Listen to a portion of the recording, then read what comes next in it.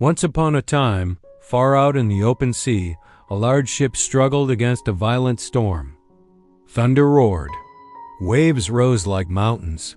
The wind screamed as if the sky itself was angry. "Hold on," the captain shouted.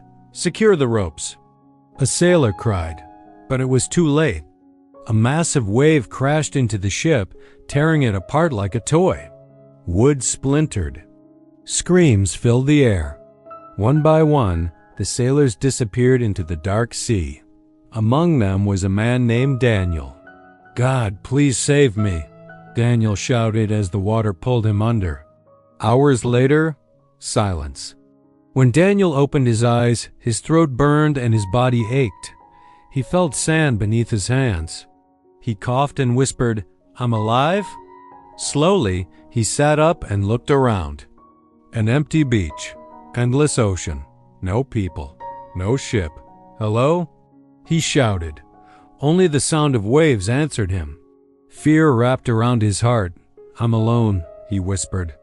"I'm completely alone." That night, as the sun disappeared and darkness covered the island, Daniel fell to his knees.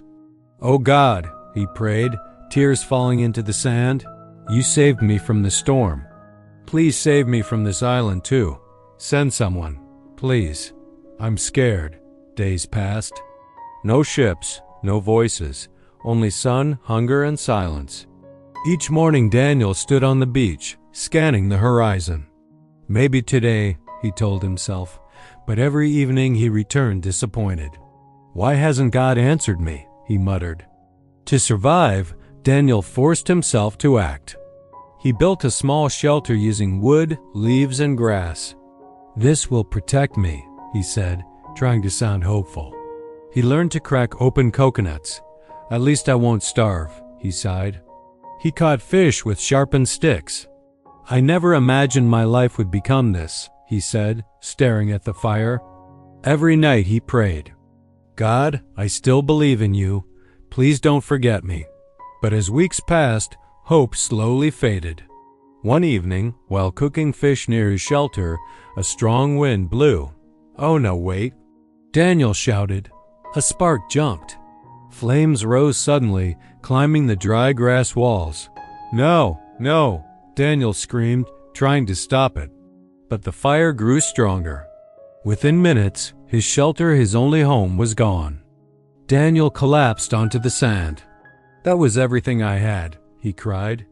"I prayed, I believed, and now this?" He looked up at the dark sky. "Why, God," he shouted, "why would you take the only thing protecting me? Have you abandoned me?" That night, Daniel lay on the bare ground, staring at the stars. "I have nothing left," he whispered. "Maybe I was never meant to be saved." Exhausted and broken, he fell asleep. Early the next morning, a strange sound woke him, a deep, echoing horn. Daniel sat up. What was that? He turned toward the ocean. His eyes widened. "A ship?" he whispered in disbelief. He jumped to his feet. "A ship!" he screamed, waving his arms wildly. "Help! Please help!" The ship turned toward the island. "They see me!" Daniel cried, laughing and crying at the same time. Moments later, a rescue boat reached the shore. A sailor shouted, "Are you the only one here?" "Yes, yes," Daniel replied.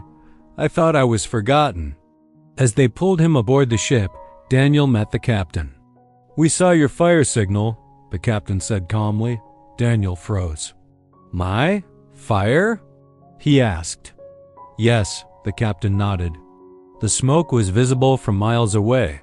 That's how we found you." Daniel's heart trembled. He looked back at the island, at the ashes of his shelter. "That fire," he whispered.